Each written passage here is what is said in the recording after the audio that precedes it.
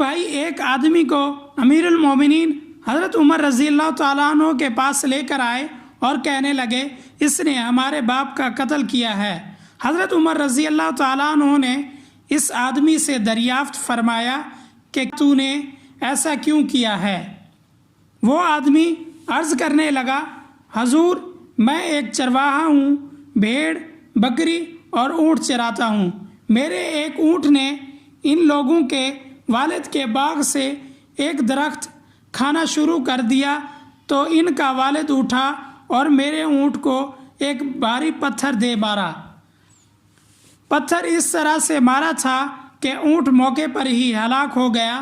جب میں نے یہ حالت دیکھی تو مجھے بھی بہت غصہ آیا، جس کے سبب میں نے وہی پتھر اس آدمی کے سر پر دے مارا اور بدقسمتی سے وہ آدمی بھی موقع پر ہی مر گیا۔ امیر المومنین حضرت عمر فرمانے لگے تو اس صورت میں مجھے تجھ پر حد جاری کرنی ہوگی۔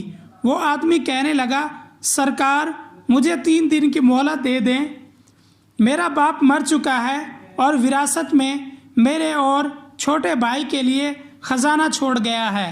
اگر میں مار دیا جاتا ہوں تو وہ خزانہ بھی تباہ ہو جائے گا اور میرا بھائی بھی۔ امیر المومنین فرمانے لگے تیری ضمانت کون دے گا؟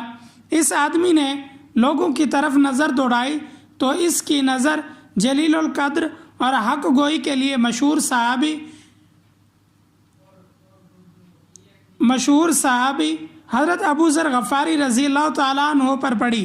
کہنے لگا یہ آدمی میرا ضامن بنے گا۔ امیر المومنین نے فرمایا اے ابو ذر کیا تم اس شخص کی ضمانت قبول کرتے ہو؟ ابو ذر رضی اللہ تعالیٰ عنہ نے عرض کیا جی ہاں حضور، میں اس کی ضمانت لینے کو تیار ہوں۔ حضرت عمر نے فرمایا تم اسے جانتے تک نہیں اور اگر یہ بھاگ جائے گا تو حد تم پر جاری ہوگی۔ ابو ذر رضی اللہ تعالیٰ عنہ نے عرض کیا میں اس کی ضمانت لیتا ہوں یا امیر المومنین۔ وہ آدمی چلا گیا۔ پہلا، دوسرا، تیسرا 3 دن گزر گئے۔ سب لوگوں کو ابو ذر رضی اللہ تعالیٰ عنہ کی فکر ہونے لگی کہ کہیں حد ان پر جاری نہ کر دی جائے۔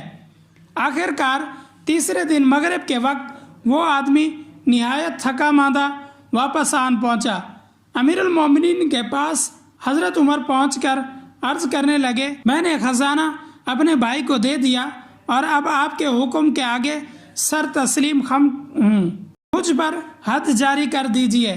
حضرت عمر فرمانے لگے کیا چیز سبب بنی جو تم واپس لوٹ آئے جب کہ تم آزاد تھے اور بھاگ بھی سکتے تھے؟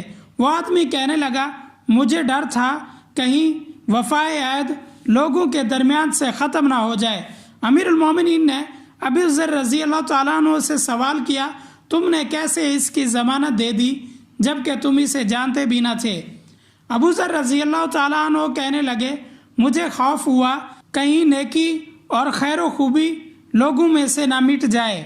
مقتول آدمی کے بیٹے اس واقعے سے اتنے متاثر ہوئے کہ کہنے لگے ہم بھی اپنے باپ کا قصاص اس شخص سے نہیں لیں گے۔ امیر المومنین حضرت عمر رضی اللہ تعالیٰ عنہ نے ان سے دریافت کیا آپ لوگ کیوں کہنے لگے ہمیں ڈر ہے کہ کہیں بخشش و درگزشت لوگوں کے درمیان سے نہ چلی جائے، اور میں بھی یہ پیغام آپ حضرات کو پہنچا رہا ہوں تاکہ کہیں نیکی کی طرف دعوت لوگوں کے درمیان سے نہ مٹ جائے۔